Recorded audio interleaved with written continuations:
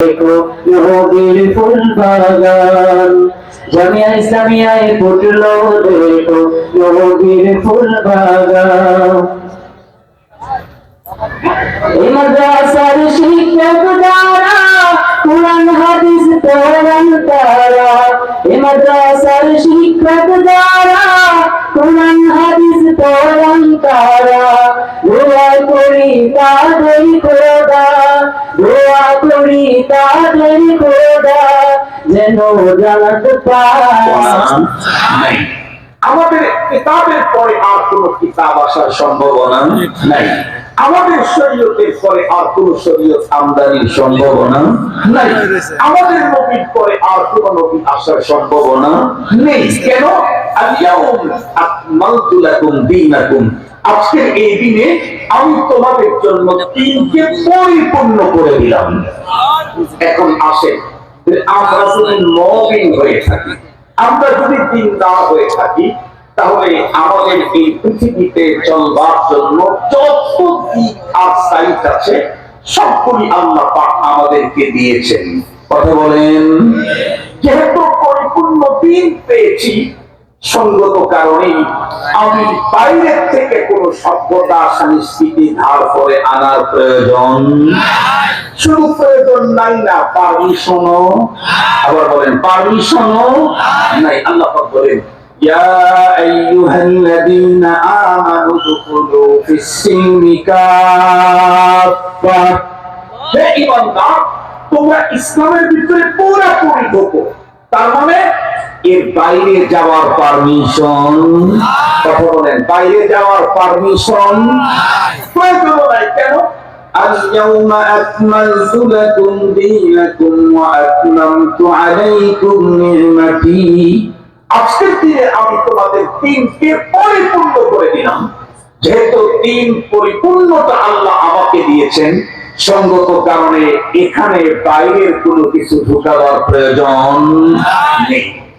খুব ভালো করে বুঝবেন, ইসলাম মুসলিমকে জীবনের শুরু থেকে, জন্মের আগ থেকে মৃত্যুর পর পর্যন্ত একজন মানুষের জীবনের যত দিক, যত সাইড, যত সাবজেক্ট, যত অপশন, যত ফাংশন আছে সবগুলাতেই স্পষ্ট নীতিমালা দিয়েছে। আমি আমার আকমালতু লাকুম, পরিপূর্ণতা দিয়েছেন।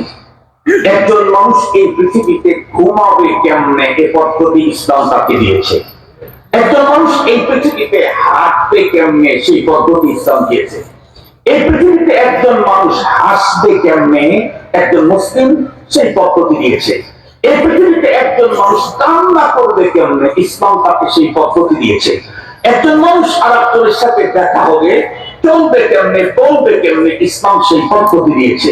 একজন মানুষ নারী হলে পোশাক পরবে কেমনে সেই পদ্ধতি দিয়েছে। একজন মানুষ পুরুষ হলে পোশাক পরবে কেমনে সেই পদ্ধতি দিয়েছে। ইভেন মানুষটা মরার পরে নারীকে কয় পোশাকে কবরে দিতে হবে সে অপশন দিয়েছে, পুরুষকে কয় কাপড়ে কবরে দিতে হবে সেই অপশন দিয়েছে। ভালো করে বুঝবেন, জন্মের সময় পদ্ধতিগুলি আমরা মানি, মৃত্যুর পরের পদ্ধতি ইসলামের তাও মানি।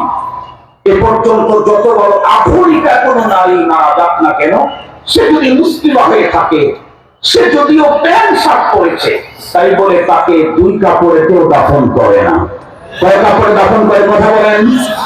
পর্দা করুক আর না করুক, বোরকা পরুক আর না পরুক, যে বলছে আমি মুসলিম, তার ইন্তেকালের পরে কাপড় পাঁচটার পরিবর্তে দুইটা দেয়। কয়টা দেয়? আবার বলেন কয়টা? মৃত্যুর পরে কাপড়ের অপশনটা শরীয়ত যা বলেছে সবাই তাই বলে। মৃত্যুর আগেও অনেক ক্ষেত্রে আমরা ইসলাম মানি। মুহতারাম হাজিরিন, যে ইসলাম আমাকে খাবারের পদ্ধতি দিল, যে ইসলাম আমাকে পথ চলার পদ্ধতি দিল, যে ইসলাম আমাকে হাসি আর কান্নার পদ্ধতি দিল, যে ইসলাম আমাকে পানি পান করবার পদ্ধতি শিখালো, যে ইসলাম আমাকে পেশাব করার পদ্ধতি শিখালো, যে ইসলাম আমাকে পায়খানা করার পদ্ধতি শিখালো, যে ইসলাম আমাকে ঘরে ঢোকার পদ্ধতি শিখালো, যে ইসলাম আমাকে ওয়াশরুমে ঢোকার পদ্ধতি শিখালো, সেই ইসলাম কি আমাকে রাষ্ট্র পরিচালনার পদ্ধতি দেয় নাই? একটু জোরে বলেন দেয় না? খুব ভালো করে বুঝবেন, রাষ্ট্র পরিচালনার পদ্ধতি যদি ইসলাম দিয়ে থাকে, তাহলে দাদা বাবুদের কাছ থেকে কোনো তন্ত্র মন্ত্র ধার করার পারমিশনও নাই, প্রয়োজন। শুধুমাত্র কেবলমাত্র দাদা বাবুদের কাছ থেকে দেশ পরিচালনার পদ্ধতি আনার পারমিশন আর প্রয়োজন নাই তা নয়, দাদা বাবুদেরকে হটায়া সাদা চামড়ার ওই পায়ের কারো তন্ত্র মন্ত্র মুসলমানের জন্য পারমিশন না, প্রয়োজন নাই। সঙ্গত কারণে স্পষ্ট বার্তা, সঙ্গত কারণে স্পষ্ট বার্তা, আজকে এই আধুনিক পৃথিবীতেও মানব রচিত তন্ত্র মন্ত্র দিয়ে কোন রাষ্ট্র অল্প দিনের ভিতরে ওই পরিমাণে স্বাবলম্বী আর সফল হতে পারে নাই যেই পরিমাণে সফলতা অর্জন করেছে আফগানিস্তানের মোল্লা ছাত্ররা। আজকে পৃথিবী তাকিয়ে আছে, একদম হোপলেস হয়ে গেছে, অবাক চিত্তে তাকিয়ে আছে। যেই দেশটা 2 যুগ পর্যন্ত শুধুমাত্র আক্রমণ আর আক্রমণে ঝাঁঝরা ঝাঁঝরা করা হলো, কখনো এ কখনো সে লুণ্ঠন করলো, সেখান থেকে ছিঁড়ে দিল লক্ষ মানুষের জীবনকে, সেই দেশটাকে ঝাঁঝরা করে ফেললো আঘাতের পরে আঘাতে। সেই দেশের মোল্লারা মাত্র 3-3.5 বছরে যে অগ্রগতি উন্নতি সাধন করেছে, আমেরিকার বাবাও তা পারে নাই। আমার বলেন, আমেরিকার বাবা পারে নাই। সঙ্গত কারণে আমার দেশে দাদা বাবু চামচার ওই পারের চামচারা যদি দেশের মুসলমানকে বলে মোল্লারা সব কাজ করতে পারে না, আঙ্গুল দিয়া দেখা দিলেন, শুধু মসজিদের মোল্লাকে দেখো না, আফগানিস্তানের দাওয়াত দেখো, দেখাতে পারবেন তো ইনশাআল্লাহ। তো আফগানিস্তানের মোল্লা আর মাদ্রাসার ছাত্ররা যদি পারে, এদেশের ইনশাআল্লাহ ছাত্র আর তাওহীদি জনতা আর মোল্লারাও ওর চাইতে উন্নত জিনিস আমাদের উপহার দিতে সক্ষম। আল্লাহ পাক রব্বুল আলামিন আমাদেরকে দিয়েছেন যে দিন, সেটা হলো পরিপূর্ণ। যদি বলেন পূর্ণ না পরিপূর্ণ? সঙ্গত কারণেই আমার শিক্ষানীতি, আমার রাষ্ট্রনীতি, আমার অর্থনীতি, আমার ফ্যামিলি নীতি, আমার পরিবার নীতি, যত নীতি আছে কোন জায়গাতেই পৃথিবীর কারো কাছ থেকে ধার করে আনার দরকার নাই।